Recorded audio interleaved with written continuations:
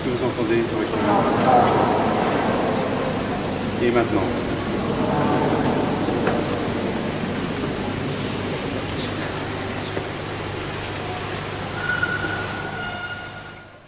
Bon, alors comme ça c'est mieux. D'accord.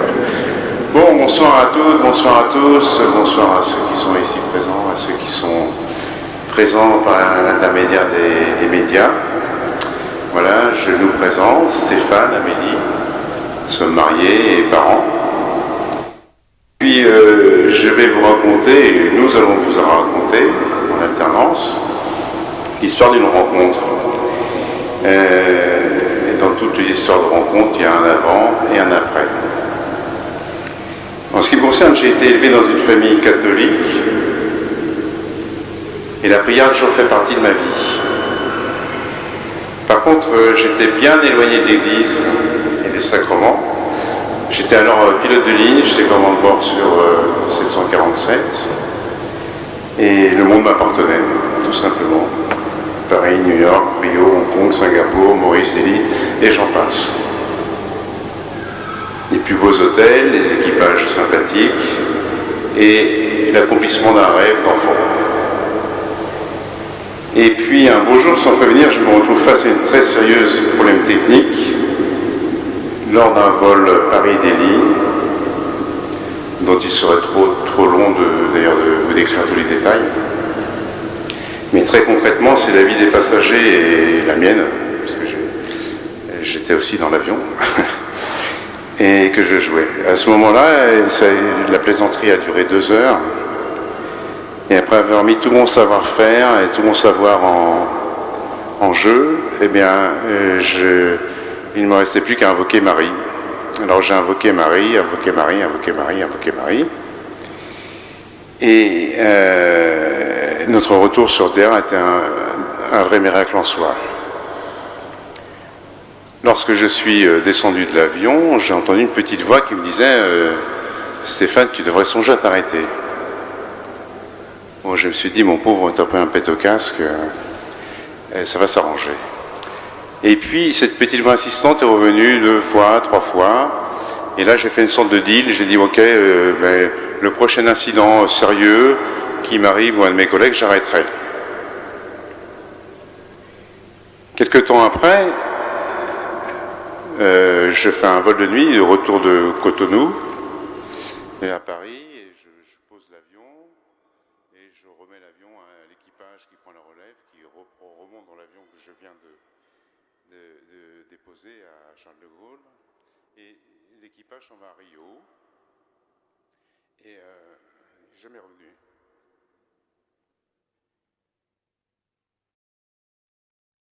En fait, suite à une défaillance technique, vous avez entendu parler tous du Rio-Paris. Voilà. Mais en ce qui me concerne, je n'ai pas tenu ma promesse. Je n'ai pas réussi à décrocher. Et quelques semaines plus tard, je suis réveillé en pleine nuit avec le cœur qui battait à 200 pulsations minutes, complètement de manière anarchique, en arythmie. J'ai consulté à l'époque à Paris tous les cardiologues, rythmologues, tout ce qui se terminait en log qui pouvait s'occuper du cœur, je les ai tous vus.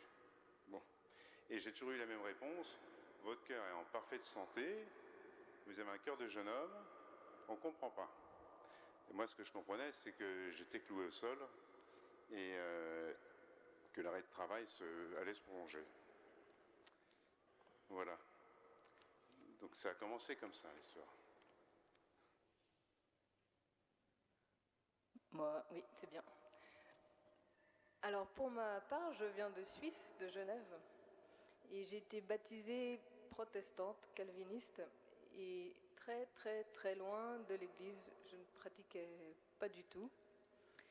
Et je passais tout mon temps, toute mon énergie, je donnais tout pour une carrière d'entraîneur de sportif de haut niveau. Il n'y avait de place pour rien d'autre dans ma vie. Et du jour au lendemain, j'ai été alitée par une hernie discale très très invalidante. Je ne pouvais plus bouger la tête, je ne pouvais plus lever les bras. Et pendant 3 mois, j'ai été au lit sans pouvoir bouger. Jusque-là, c'est moi qui soutenais Stéphane. Alors là, vous voyez le tableau. c'est ce qui restait de Stéphane qui devait tout faire pour moi. Alors on était un couple très très dynamique et c'était comme on dit, il n'y en avait pas un pour rattraper l'autre. Alors, quelques mois plus tard, je regarde une interview sur YouTube et puis je tombe par hasard, je mets des guillemets, sur la vidéo de la prière pour les malades de l'église Saint-Nicolas-des-Champs à Paris. Donc je vois ça, j'éteins l'ordinateur et je me précipite à Saint-Nicolas-des-Champs. Quand je dis je me précipite, c'était à peu près à 2 à l'heure. Hein. C'était mon maximum à l'époque. Pour voir quand aura lieu la prochaine prière pour les malades, et c'était le 17 septembre. Et là j'ai dit j'y serai. J'en fais part à Amélie. Moi je dis moi aussi j'y serai. Alors je commençais à pouvoir me déplacer, mais j'étais encore très très atteinte, j'avais des grosses douleurs. Et j'avais rendez-vous le lendemain, le 18 septembre, pour une IRM. Le 17 septembre arrive, Stéphane me prend quelques minutes pendant le trajet pour m'expliquer le Saint-Sacrement, le chapelet, parce que j'y connaissais rien, et il m'a dit « T'en fais pas, si tu connais pas le « Je vous salue Marie », à la fin de la prière, tu le connaîtras. »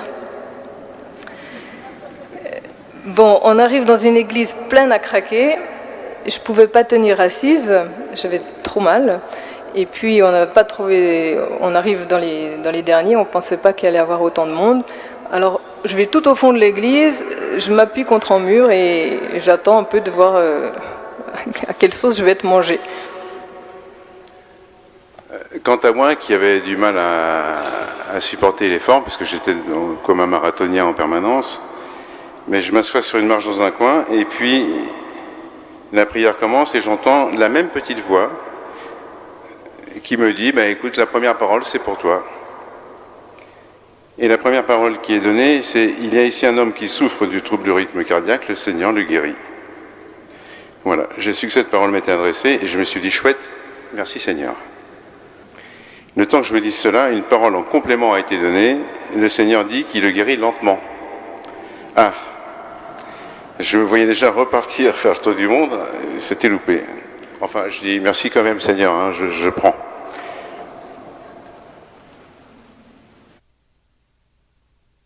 À mon tour, j'entends une parole de connaissance qui dit « Il y a une jeune femme qui souffre du dos, le Seigneur la guérit. » D'abord, je me dis « Youpi, c'est peut-être pour moi ?»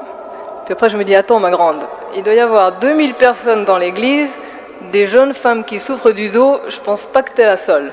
Bon, laisse tomber, ça ne doit pas être pour toi. » Mais tout à coup, je me mets à avoir chaud, mais chaud, moi qui suis de naturel un peu frileuse, chaud, mais chaud, mais chaud.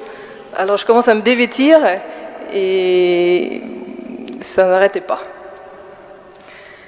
Bon, la prière se termine. En sortant de l'église et pendant plusieurs jours, avec Stéphane, on n'arrivait pas à échanger sur ce que nous avions vécu. On commençait et on pleurait. Donc on n'arrivait pas à en parler déjà entre nous, donc aux autres, je ne vous en parle pas. Le lendemain de la prière, j'avais rendez-vous pour l'IRM. Verdict, aucune trace d'hernie discale, plus d'arthrose. Merci Seigneur. Amen.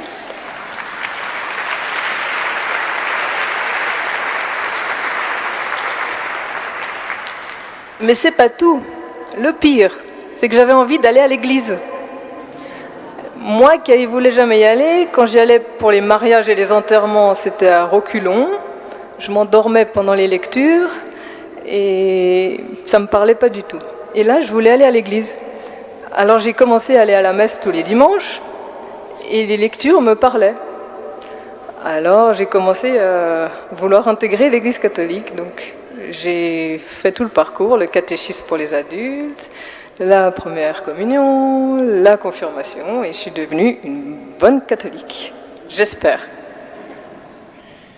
Voilà, quant à moi, la guérison a été bien lente et progressive, comme annoncé. Mais je goûtais par contre une joie profonde, c'est d'être plus proche possible du Seigneur, dans les sacrements, la prière, l'adoration. En de haut, je disais à l'époque, Seigneur, avec toutes mes forces, toutes mes faiblesses, toutes mes limitations, toutes mes mes incapacités, mon seul désir de toute façon, c'est de te suivre. On a tous les deux réorganisé notre vie professionnelle et nous sommes réorientés et la profession que nous exerçons nous permet de pouvoir témoigner quotidiennement des grâces reçues d'un Dieu qui est bel et bien présent au milieu de nous. Notre témoignage a permis à certains, en recherche d'un sens à leur vie, de se tourner vers le Seigneur. À d'autres curieux, de se dire pourquoi pas moi, et à partir à sa recherche. Nous avons même organisé depuis Genève des minibus de personnes souffrantes qui partaient de Genève à 7 h du matin. On avait loué un minibus et un chauffeur, c'était moi le chauffeur. Voilà. Et puis on partait à 7 h du matin, on se rendait à Saint-Nicolas-des-Champs, à Paris, on assistait à la prière pour les malades, et puis on rentrait le soir, enfin la nuit, il était de 2 h ou 3 h du matin quand on rentrait à Genève. Alors c'était amusant parce que le bus à l'aller, tout le monde tirait un peu voilà. Et puis au retour, ça chantait à tue-tête là-dedans, c'était excellent. Voilà. Et certains réellement transformés à leur retour par cette rencontre qu'ils venaient de faire avec le Seigneur. Voilà, tout a changé dans notre vie et toutes ces grâces reçues, que ce soit des grâces de consolation, des grâces de paix, des grâces d'amour, grâces de tendresse, de joie et de guérison bien sûr, mais toutes ces grâces que nous avons reçues, je veux simplement vous dire qu'elles sont aussi pour vous. Voilà.